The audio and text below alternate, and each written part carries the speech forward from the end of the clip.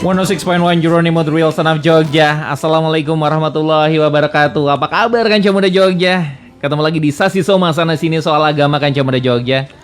Barengan sama Awan Narendra pastinya, dan kamu bisa ngikutin Sasi Soma ini juga di Facebooknya Munif Tauhid Kanca Muda ya. Dan seperti biasa kita barengan sama Ustadz kita tercinta. Ada Ustadz Munif Tauhid. Assalamualaikum Ustadz. Waalaikumsalam warahmatullahi wabarakatuh, Mas Awan. Waalaikumsalam, alhamdulillah. Ustadz, ini nih sekarang tuh baru heboh nih Ustadz. Banyak orang yang tiba-tiba jualan foto selfie lakunya 13,8 miliar. Wow, ada orang yang tiba-tiba tanahnya miskin tapi tiba-tiba kelewatan jalan tol dapat berapa M. Dapat bebas di bandara 5 M. Ya. Kayaknya hidupnya seketika berubah.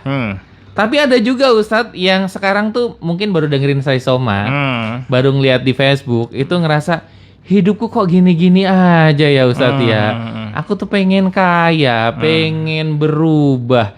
Nasibku tuh bisa berubah nggak sih Ustadz? Ya. Gitu, Ustadz. Nah ini kita bahas kali ini gimana Ustadz? Bagaimana sih merubah nasib? Ya. Pengennya tuh berubah, pengen lebih baik, pengen tiba-tiba tajir melintir, pengen tiba-tiba kaya mendadak gitu. Tapi gimana Ustadz caranya? Ada nggak sih dalam Islam Ustadz? Ya baik aja Bunda. Assalamualaikum warahmatullahi wabarakatuh. Jadi ternyata salat 5 waktu itu adalah kata kunci kalau orang mau merubah nasib. Oke. Jadi jangan banyak bicara merubah nasib kalau kamu merubah cara sholatmu aja belum beres.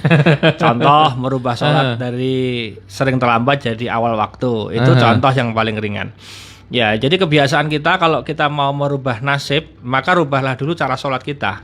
Yang standar, yang prosedur, yang sesuai SOP, yang kemudian akan menghasilkan perubahan itu sendiri. Nah, sekarang kalau Anda pengen merubah nasib itu, kita mulai dulu dari sholat 5 waktu kita perbaiki dulu. Jadi kita harusnya sholat 5 waktu yang kurang lebih itu 10 menit itu.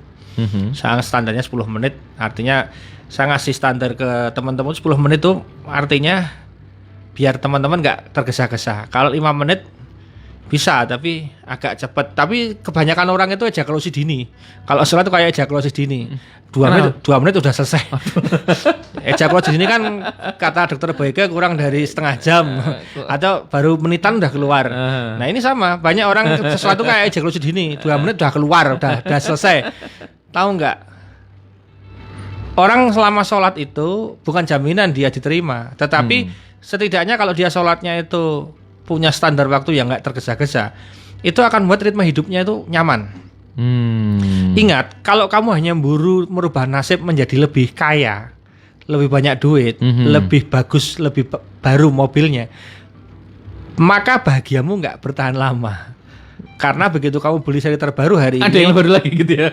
Pabriknya itu habis, jangankan jual, mau pre-launching atau pre-order mobil buatan terbaru Grace, kita udah nyiapin 2, 3, 4, 5 mode untuk tahun-tahun yang akan datang.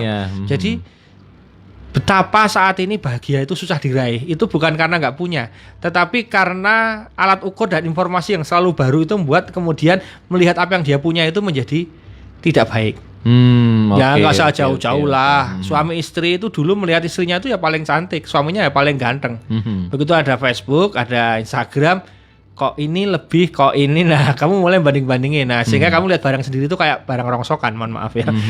Karena apa, sering melihat yang lain. Maka Imam Ghazali pernah ditanya sama muridnya, Syekh, gimana ya, aku udah menikah ya sudah mungkin 10 tahun pernikahan, tapi kok Kak lihat istriku tambah lama tambah jelek. Nggak menarik ya Syekh. Kenapa ya Syekh? Kamu pengen jadi menarik lagi, kayak pengen Syekh, gampang. Kamu tak kasih rahasia ya. Coba kamu selama 3 bulan ini kamu jangan lihat wanita lain kecuali istrimu sendiri. Jadi kalau kamu ketemu wanita, palingkan wajahmu. Pokoknya kamu hanya lihat wajah istrimu sendiri. 3 bulan kamu puasa, jangan lihat wanita kecuali istrimu. Betul. Setelah 3 bulan dia selesai, dia laporan, betul istriku sekarang cantik sekali. Nah, jadi ternyata ketidakcantikan istri itu karena virus-virus dari mata kita kena dengan yang lain. Nah sama tadi. Jadi kembali ke tadi. Saya ingin mencanangkan di tahun baru ini bagaimana merubah nasib itu lebih general ya, artinya tidak hanya merubah kaya aja. Dari dulu kan orang pengen uangnya banyak, mobilnya baru, rumahnya luas, itu kuno. Ya kalau itu pengen wajar, itu semua orang standar. Tapi harusnya kan kapan kita pengen, ya Allah aku pengen merubah, aku pengen hidup begitu tenang, damai, anak-anak gampang diatur, istri nurut, sakinah ya Allah. Lebih kompleks ya. Iya, jadi lebih ke hati, lebih ke apa? Nggak usah jauh-jauh lah. Kamu punya mobil seri terbaru, begitu kamu kumpul dengan orang dengan mobil seri lama, kamu masih gagah. Lawas weh. Seri lawas. Ngono kamu. Begitu kamu ketemu temanmu yang lebih seri baru gitu. Kamu minder. Kamu langsung mendadak nggak bahagia. Orang paling merasa paling hina di dunia, orang paling sengsara di dunia. Betapa bahagiamu sangat sempit sekali. Nah, yang kita maksud dengan merubah nasib di sini Mas Awan adalah merubah akhirnya mindsetnya dirubah, hatinya dirubah gitu loh, bahwa hal-hal yang sifatnya kehatian, kepikiran, tenang, jiwa itu menjadi kata kuncinya. Bukankah orang bahagia itu dia seperti orang gila kan, guyang-guyu dewe. Itu wajar gitu kan, senyum-senyum sendiri ya Allah. Nah, coba sesekali kamu harus piknik. Ini sedikit menyimpang tapi ini tips. Kamu piknik aja, cari tempat yang alam yang agak syahdu. Makanya kenapa orang lihat sunset. Kalau paling bagus lihatnya bukan sunrise tapi sunset. Kalau menurut saya tipsnya. Kalau sunrise itu kan habis itu kemudian panas kemudian terang. Kamu lihatnya sunset. Nah, tak saranin kamu kemana suatu tempat yang ada sunsetnya. Itu menghadap ke laut ya boleh, ke gunung ya boleh. Pokoknya luas pandangannya. Bahkan kadang-kadang kamu di tol pun nggak apa-apa. Kalau misalnya dari Jawa Timur mau ke arah barat, kira-kira sore-sore. Iya, sore itu mau menjelang itu. Kemudian coba kamu merenung. Dulu kamu siapa? Sekarang kamu siapa? Kamu itu aja kamu renungin, kamu nangis nanti. Dulu kamu siapa, sekarang kamu siapa? Dulu kamu punya apa, sekarang punya apa? Kamu renung itu aja, kamu sudah harusnya menangis. Ya Allah, dulu aku kecil nggak bisa apa-apa, gini-gini. Sekarang aku udah bisa kuliah. Lahir kira tidak bawa apa-apa ya, Tat? Ya, apalagi kalau kamu udah menikah, itu terasa banget. Memang kalau jomblo nggak begitu amat rasanya. Begitu kamu nikah, kamu terasa. Ya Allah, dulu aku malam pertama ini hanya karpet, hanya tikar, sekarang udah spring bed. Spring bednya bagus lagi. Ya Allah, sekarang udah ada AC-nya. Sekarang gini ya Allah. Nikmat apa lagi ya Allah. Wah gitu akan begitu. Kamu kalau lihat senja itu kemudian akan teringat Budi Doremi. Ya enggak, maksudnya kamu kalau lihat senja itu kamu akan teringat ya Allah, betapa hidup ini sangat singkat, hidup ini sangat bermakna. Aku hanya menyia-nyiakan dengan ketidaksyukuran atas nikmat-nikmat ini ya Allah. Kenapa saya bilang hidup sangat singkat? Karena posisinya kan sekarang ini udah mau masuk Ramadan lagi 1443 Hijriah. Semoga umur kita panjang barokah. Amin ya Allah. Ya Rabb.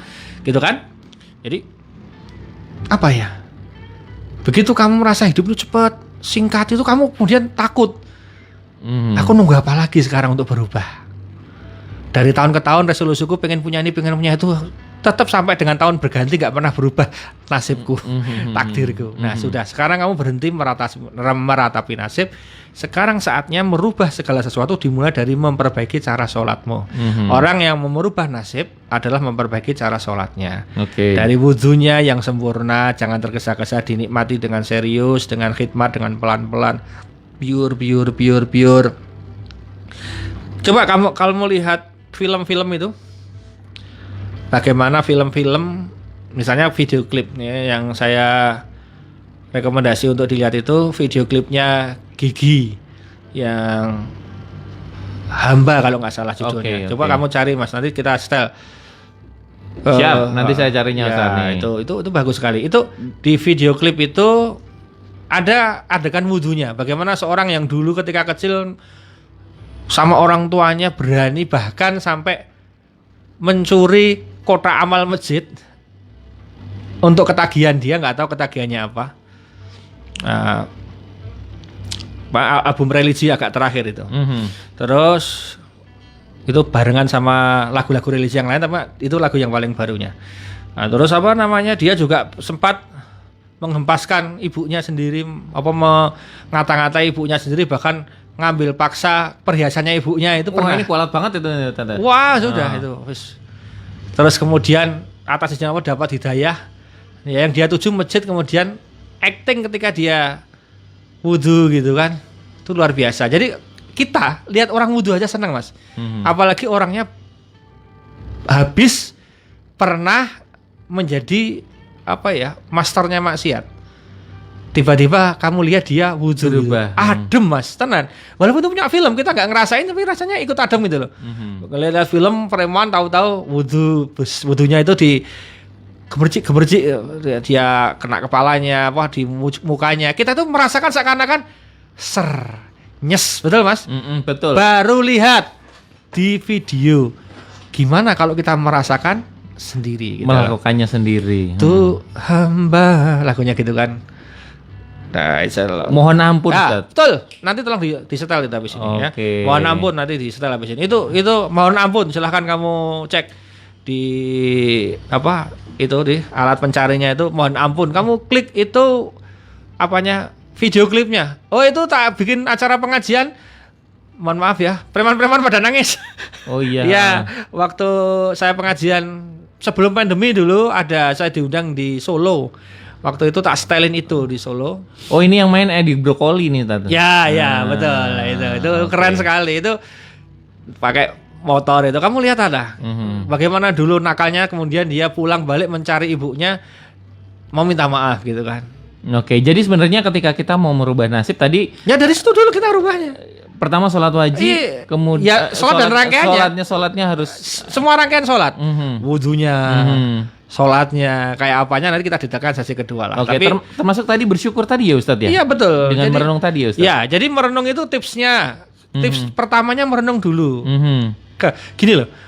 Sebelum kamu pengen merubah nasib, kamu syukuri dulu. Percuma kamu mau merubah nasib kalau kamu nggak pernah syukur, nantinya tetap jadinya sama. Kamu kurang terus. Betul, Tante. Kamu kurang terus jadinya. Maka sebelum kamu masuk ke scale up cara merubah nasib, mindsetmu dirubah dulu bahwa apa yang kamu miliki sekarang ini sudah jauh istimewa, impian banyak orang. Yang orang lain mengimpikan, kamu merasa kurang. Nah, kalau kamu udah bersyukur sama Allah, oke lah kamu naikkan. Jadi naiknya derajat kamu nanti, naiknya penghasilan kamu nanti, naiknya pencapaian kamu nanti, itu membuat kamu tambah syukur bukan tambah kufur. Betul ya, Ustadz ya. Begitu kamu udah bisa beli seri terbaru dari mobil tertentu, habis aja beli, kamu kemudian ya Allah, gue pengen lagi ya Allah. Nah, kapan kamu terima kasih sama aku? Betul. Cuma pengen minta terus gak pernah terima kasih. Gitu loh. Gitu Kanca Muda. Karena masih banyak orang yang sebenarnya masih ada di bawah kita ya. Wah, Ustadz, sangat gitu. Nah, itu dia tadi Kanca Muda. Nanti kita coba sambil kamu cari-cari di smartphone kamu. Ini ya, mohon ampun ya, Ustadz ya. Yes. Apakah kita sudah bersyukur dengan hidup kita, Kanca Muda Jogja? Apakah kamu sudah bersyukur dengan apa yang kamu dapat dan memperbaiki sholatmu? Ayo coba kita renungkan ya. 106.1 Jeronimo The Real Son of Jogja. Balik lagi Kanca Muda Jogja di Sasi Soma. Sana sini soal agama, ngomongin agama dengan cara yang sederhana tapi menarik dan mengena Kanca Muda ya. Pastinya tadi kita ngomongin di sesi awal adalah bagaimana cara merubah nasib. Tapi nasib yang tidak hanya kaya saja, tapi lebih ke kehidupan yang lebih lebih Kita menikmatinya. menikmati ya tadi ya. Ketika Anda nggak punya mobil, Anda tenang, itu Anda menikmati. Tapi ketika Anda punya mobil malah nggak tenang, Anda nggak menikmati. Pilih mana? Mesti orang nggak pilih punya mobil dan menikmati rasa ditakok, oke. Itu nggak benar. Tetapi yang saya maksud adalah jangan sampai kalau kamu udah pengen merubah nasib, kemudian kamu nggak mengiringi dengan ilmu, akhirnya nasibmu berubah, kamu tetap nggak tenang. Gini loh, nggak usah jauh-jauh. Kan pernah saya ceramahkan di sini juga. Ada dialog yang menarik antara direktur salah satu perusahaan, salah satu bursa efeknya di Amerika sana, istilahnya di rootnya, gajinya miliaran Mas per bulan, gak main-main. Dia menguasai saham-saham apa istilahnya direktur bagaimana mengelola saham ya, dari saham-saham internasional yang ada di Amerika sana.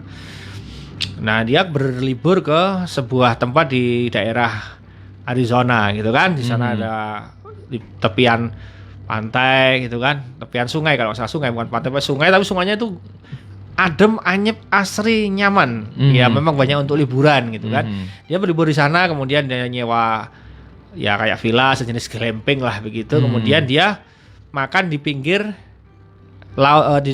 di pinggir sungai yang asik itu, sambil makan ikan bakar yang diambil langsung dari situ. Kemudian Dia sambil gitar-gitaran santai, terjadilah dialog antara dia dengan tukang yang bikin ikan bakar itu. Sudah sampun lama Pak di sini, sudah lama saya. Udah berapa tahun? Sekian puluh tahun gitu kan. Wah lama sekali Pak. Iya. Bapak kerja di mana? Ya saya gini aja. Oh di sini. Wah, Bapak nggak mau pengen nubah nasib nih Pak? Maksudnya Mas gimana? Maksudnya Bapak gimana?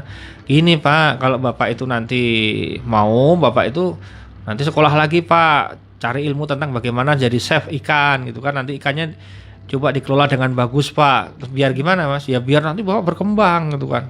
Kalau udah berkembang gimana Mas? Gitu. Berkembang nanti nggak jadi kayak saya Pak. Masnya gimana? Bapak gimana? Loh saya ini kan jadi direktur utama kan, saya juga karirnya dari bawah Pak. Cuma berkembang. Akhirnya Pak saya gimana? Ya terus saya sekolah Pak. Sekolah terus akhirnya saya gini naik jadi gaji terus gimana? Terus akhirnya gajinya besar Pak. Terus kalau udah gaji besar Pak, nah kayak ke saya nih Pak, saya bisa ke sini menikmati sungai dengan enak seperti ini Pak. Nah, kalau cuma kayak gitu aja saya udah menikmati dari puluhan tahun yang lalu Pak. Zong, ketapuk gitu kan. Iya betul. Nah itu yang saya maksud. Jangan sampai kamu pengen merubah nasib, tapi giliran kamu udah dapet, kamu zong, kamu nggak bisa merasain. Itu jangan sampai. Nah, jadi kamu rubah dulu kayak pikirmu bahwa ya Allah, aku ingin mendapatkan perubahan nasib itu dalam rangka ingin lebih mendekatkan diri padamu ya Allah. Niatnya dulu berarti ya, niatnya. Jadi aku ingin, kenapa sih aku pengen punya mobil lebih bagus ya Allah? Karena aku akan membawa keluarga bapak ibuku agar kalau kemana-mana nyaman. Aku akan lebih bahagia dengan itu insya Allah ya Allah. Gitu kan. Jadi begitu Anda punya mobil, Anda rawat mobilnya, Anda bawa orang tua, Anda bawa anak-anak kemana-mana jalan-jalan bareng, bahagia bersama. Itu yang dicari. Misalnya, kenapa sih pengen punya rumah lebih bagus misalnya? Ya Allah aku pengen rumahku menjadi tempat baiti janati yang di dalamnya ada nilai keagamaan dan sebagainya. Oke, up to you. Nah, jelas ya. Jadi nawaitunya yang benar. Kemudian ada tips dari saya tadi, kamu nikmati sunset sambil bertanya, Anda dulu siapa, sekarang kayak apa? Anda dulu punya apa, sekarang punya apa? Betapa Allah telah memberikan banyak nikmat yang kamu nggak ngerasa. Itu mirip PLN. PLN ini hadir setiap saat menerangi kita semua. Giliran mati listrik, seakan-akan PLN nggak pernah berbuat apa-apa. Padahal selama ini kemana gitu kan. Sama. Jadi ketika kamu di stop sebentar lihat nikmatnya sama Allah, kamu udah protes ya Allah gimana ini. Padahal selama ini dari kita sebelum hidup aja udah dikasih Allah nikmat. Sampai dengan detik ini loh kita dikasih sama Allah nikmat. Oke ya. Nah sekarang kita masuk. Gimana cara kita mau memperbaiki semuanya? Berawal dari sholatnya dulu.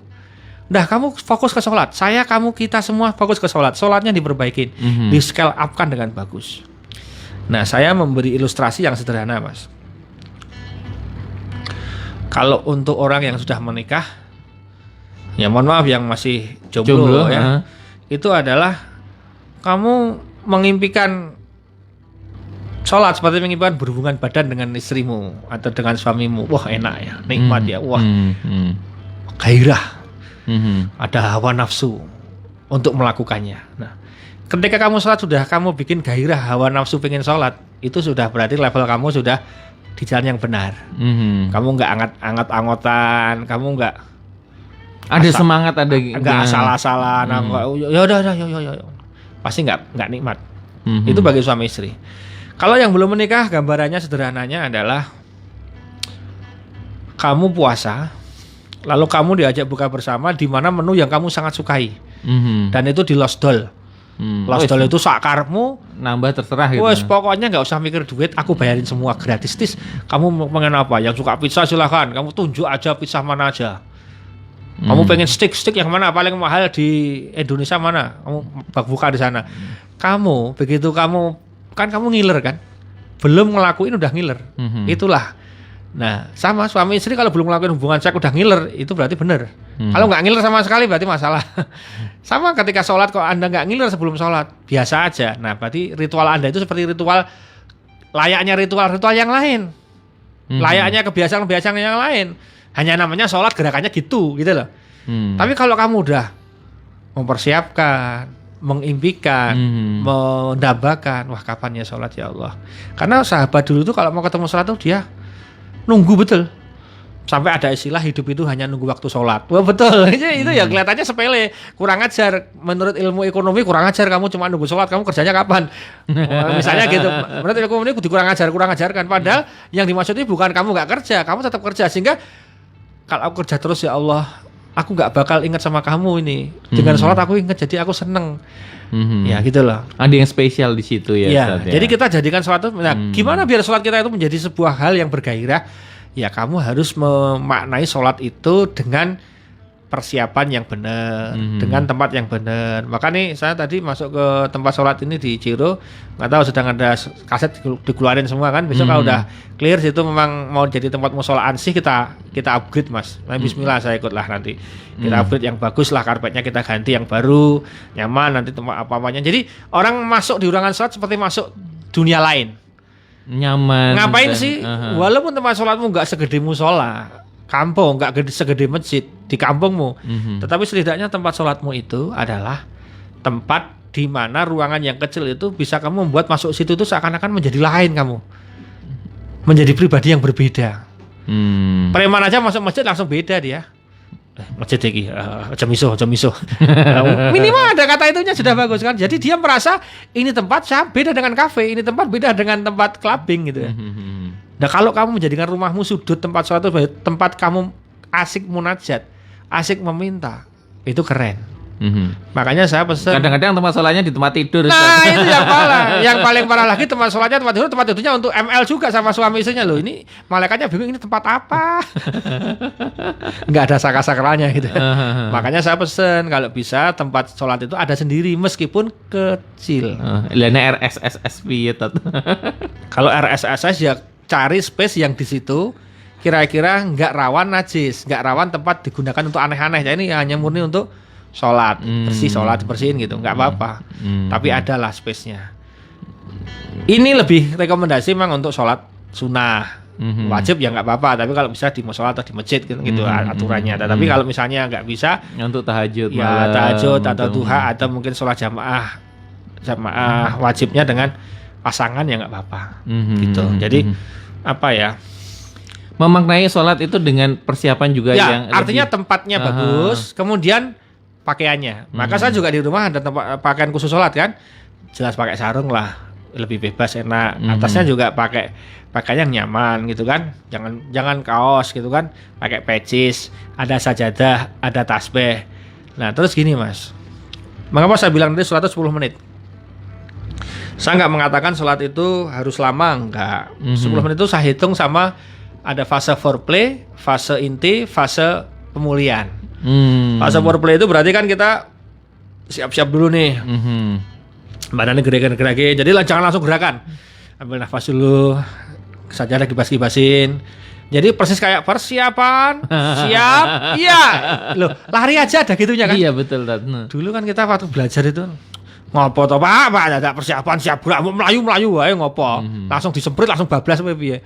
Ya coba karena sama guru saya. Prit langsung melayu wes bar kuwi lara kabeh awake. Ada yang terjatuh, ada yang terkilir. Kenapa? Enggak ada pemanasan. Nah, kalau kita pemanasannya dengan apa? Sholat sunnah. Jadi sholat sunnah itu sholat untuk pemanasan, Mas. Lihat pemain sepak bola. Walaupun dia pemain cadangan, tetap pemanasan sendiri kan? Betul. Sebelum masuk ke area. Atau pemain utama dia masih ada kan.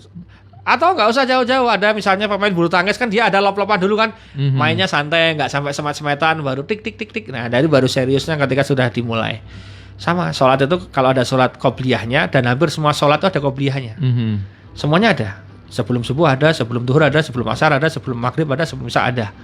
Walaupun ada yang tidak begitu dikuatkan. Misalnya sebelum maghrib itu tidak dikuatkan, sebelum asar itu ada yang debatable, tapi sebelum subuh itu kuat, sebelum duhur itu kuat, sebelum isya itu juga masih lemah aja, tapi boleh. Karena ada hadis mengatakan setiap sholat ada qobliyahnya.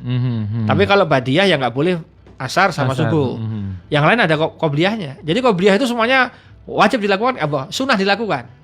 Tetapi ada yang kuat, ada yang istilah bukan kuat, diutamakan. Ya, mu'akadah sama nggak mu'akadah. Jadi lebih dikuatkan sama nggak dikuatkan. Tapi tetap boleh, bukan nggak boleh. Oke ya. Artinya apa? Semua sholat berpotensi ada foreplay-nya. Oke. Kalau Anda memang nggak sempat ya sudah, minimal Anda ya kayak orang olahraga, ambil nafas dulu, cek-cek sajadah semuanya. Habis itu nawa itu diluruskan, ucapkan dalam hati dan dalam lisan, set, ambil dengan cara pelan-pelan. Allahu Akbar. Habis bar itu jangan langsung baca, tenang dulu. Baru ini wajhatu wajhiyah ya, monggo Allah mabain ya silahkan. Baca itu sampai akhir, gerakannya dinikmati, rukuk sujudnya semuanya dinikmati. Nah ini penting, fase terakhir adalah fase pendinginan. Jangan pernah habis sholat langsung minggat. Saya ingatkan lagi di sasi soma ini, jangan habis sholat langsung minggat. Karena apa? Karena setan sangat bahagia melihat orang sholat langsung minggat. Itu super bahagia, guling-guling ketawa, yes. Setan akan bahagia banget lihat orang sholat langsung minggat. Yang betul jangan minggat dulu. Kamu jangan beranjak dulu. Meskipun kamu hanya membaca zikir 10 kali, 33 kali syukur, atau 100 kali keren. Tapi minimal kamu 10 kali zikir, dinikmati dulu. Minimal kalau kamu mau cepat kereta mau berangkat ya, Astagfirullahaladzim 10 kali. Kenapa? Karena dalam hadis disebutkan malaikat itu memintakan ampun kepada Allah atas hambanya yang selesai sholat. Begitu assalamualaikum, malaikat bilang, ya Allah, akhir rung rambut itu. Wes bablas wis minggat. Lah iki sing didengake ora sido gitu loh. Jadi gitu ternyata. Makanya setan kalau ada orang minggat senengnya pol. Yi ora entuk donga malaikat yi gitu kan. Karena kalau yang doa kita nyun sewu, kadang terima kadang enggak loh. Tapi kalau yang doa malaikat masa enggak diterima? Malaikat orang enggak pernah maksiat, Bro. Gitu loh. Logis saja, malaikat insya Allah pasti ACC. Lah dia pasukan setianya Allah, enggak mungkin maksiat dia. Lihat flat imannya itu, enggak turun enggak naik, gitu terus ya istiqomah sampai hari yaumul kiamah, enggak pernah berkurang gitu kan. Nah makanya masuk kamu enggak kepengen didoakan malaikat. Makanya lihat orang-orang sholatnya cepat, habis faikum bablas, ya dia enggak dapat doa ampunan. Gitu loh. Itu dan akhirnya juga malah tidak menikmati, tidak bisa lebih merasakan nikmatnya sholat ya Ustaz ya kalau begitu. Ya. Langsung buru-buru dan lain-lain. Itu salah satunya. Nah, jadi dinikmati. Terus sholat itu evaluatif. Jadi sholat kusuk itu tidak ada istilah kusuk terus, tidak ada. Yang ada tingkat kusukannya itu naik dan turun. Nah kita berupaya jangan turun, tapi stabil atau naik. Tapi ada kalanya akan turun juga. Kapan itu? Contoh, ketika piknik, tamasya, mudik, jalan-jalan, kamu akan terkondisi karena situasi badanmu. Nyetir di jalan capek, walau nggak nyetir tapi duduk terus di mobil capek. Naik kereta walaupun nyaman ya pas baru jalan, begitu sudah sampai lokasi ya capek, lunglai, betul? Makanya Allah kasih keringanan. Ada namanya jama aja, ada yang kosor. Itu kenapa? Allah tahu kamu capek. Berarti potensi turunnya kualitas sholat itu ada. Tapi ya bisa ditrik dan antisipasi. Contoh, ya kalau kamu pas perjalanannya baca yang ringan-ringan, bacaannya pendek, kamu upayakan tetap fokus konsentrasi walaupun agak susah, tapi tetap diupayakan jangan kemudian nyonjok amin cuman sembarangan gitu ya. Jangan, tapi tetap tapi di seminimal mungkin lah istilahnya, diminimaliskan. Nah, kalau kamu udah sampai lokasi tempat istirahat, nah kamu buruan tuh mandi dulu biar seger, sholat. Beda rasanya. Maka kenapa ada jamak? Itu biar kamu itu sholatnya bisa nanti nggak apa-apa. Artinya apa? Adu sose, bersih-bersih osek, badanmu ben seger. Karena habis kena air itu badan beda dengan kena air. Nggak percaya ketika kamu tahajud, kamu habis bangun tidur, mandi dulu sama nggak mandi, sholat tahajudnya beda rasanya. Kalau kamu nggak mandi, ngapa-ngapa, gitu.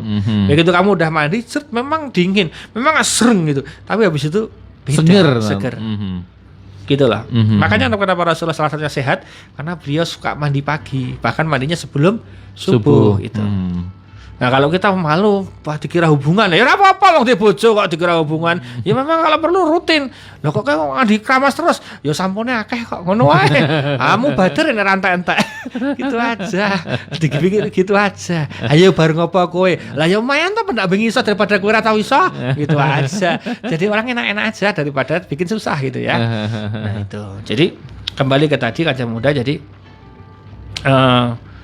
cobalah kita mau bikin sholat itu menjadi happy, menjadi sebuah kebutuhan, menjadi sebuah ritual yang kita tunggu-tunggu. Ustadz, ini ada pertanyaan juga, Ustadz. Ada yang ketika misalnya di sujud terakhir itu lebih lama dari sujud-sujud yang lain, Ustadz. Karena di sujud terakhir itu kemudian dia nambahi doanya, terus intinya memohon kepada Allah dan lain-lain di sujud terakhir itu, Ustadz. Ini sebenarnya gimana sih, Ustadz? Jadi begini, hadisnya ada, Mas. Posisi hamba dan Tuhannya itu sangat dekat ketika dalam keadaan sujud. Maka mintalah ketika sujud terakhir. Jadi jangan dipotong. Posisi hamba dengan Tuhannya itu dekat ketika sedang saat sujud. Ada terusnya. Maka panjatlah doa di sujud terakhir. Jadi bukan di setiap sujud. Oh lah iya. Kalau setiap sujud jamaahnya bubar. Jadi memang ada beberapa orang yang memanjatkan kadang kalau saya jadi imam, saya sering ngasih announcement para jamaah, mohon maaf kalau nanti di sujud terakhir itu agak sedikit panjang, itu karena ada hadis begini. Lah monggo jamaah bisa menyesuaikan, juga membaca doa tapi tidak boleh diucapkan dalam bentuk lisan, tapi dalam hati. Monggo yang punya hajat disampaikan ketika sujud terakhir karena ini hadisnya. Jadi mereka tahu ora kok gunung. Turu boyo. Ngapa iki? Tapi itu caranya gimana sih, Ustaz? Maksudnya setelah kita membaca bacaan sujud terakhir itu, kemudian kita mengucapkan saja, maksudnya dalam hati itu. Ketika sudah baca sujud terakhir, apa yang bacaan sujud terakhir diucapkan. Selesai itu kita dalam hati berdoa. Kan kita bisa dalam hati berdoa.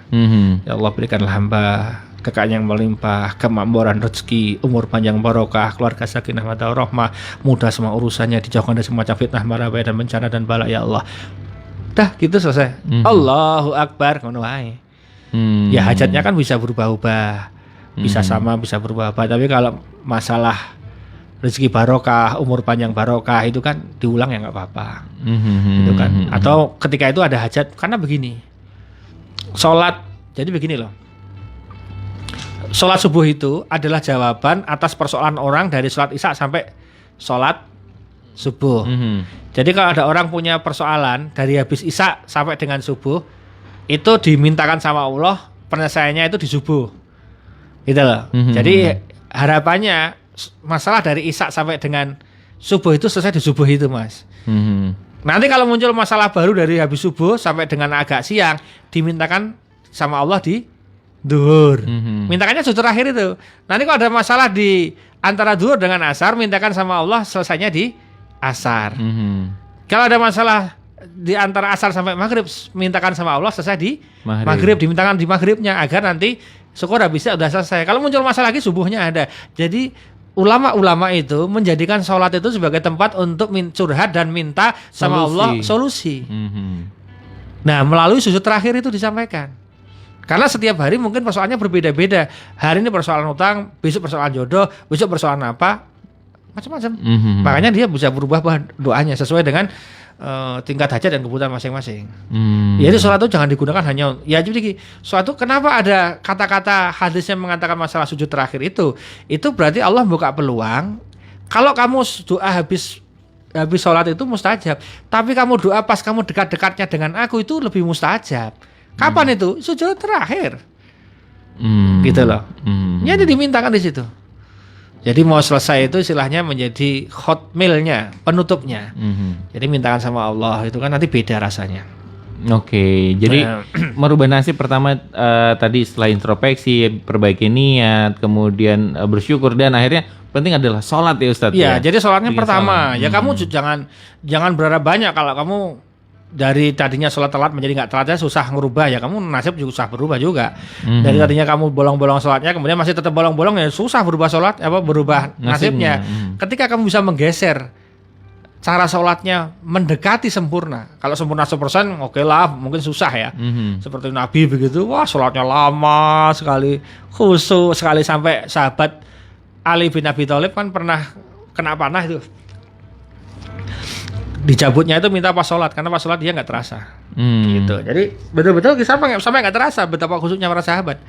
Ya kalau kita belum bisa level itu, minimal kita standar SOP-nya itu tidak dilewatkan. Dari A sampai Z-nya itu kena semua. Kualitasnya berbeda, ya wajar. Tetapi kalau standarnya sudah dilakukan, minimal kita OTW ke sana. Jadi nggak terlalu jauh-jauh amat lah. Mungkin bukan 11-12 lah. Mungkin ya mungkin 8-11 atau 7-11 mending kan. Kalau 11-12 wah kita kok gaya gitu. Oh jangan nganti 0-11 ya wes kadoan kejauhan bedanya. Apalagi men wah ini susah gitu. Tapi ini Ustaz, kalau misalnya setelah kemudian kita memperbaiki sholat, kemudian memperbaiki jadi lebih tepat waktu, dan tadi SOP-nya ini, ada lagi nggak sih Ustaz apa ya, amalan tambahan akhirnya untuk biar kita juga Allah tuh lebih ini mempercepat nih gitu. Ya minggu depan insyaallah. Booster, minggu depan judulnya booster aja. Kalau sekarang kan kita cara dari mana memulai merubah nasib. Ya, booster mempercepat perubahan nasib. Insyaallah itu di Jumat depan. Ayo kita kan Camada Jogja, dimulai dari sekarang bagaimana kita memperbaiki sholat kita dan menjadi jadi renungan buat diri kita. Sudahkah kita bersyukur dengan apa yang diberikan oleh Allah kepada kita selama ini? Kalau belum, mulai dari sekarang bersyukur ya Ustadz ya. Ya, betul. Dan kemudian memperbaiki niat, kemudian kita perbaiki sholat kita. Terima kasih Ustadz. Ya, sama-sama. Matur nuwun. Besok kita bakal ngebahas lagi soal apa. Kalau tadi katanya boosternya tuh gitu. Seperti apa, bagaimana Kanca Muda Jogja? Stay tune di Sasi Soma sana sini soal agama. Awan Narendra pamit. Assalamualaikum warahmatullahi wabarakatuh.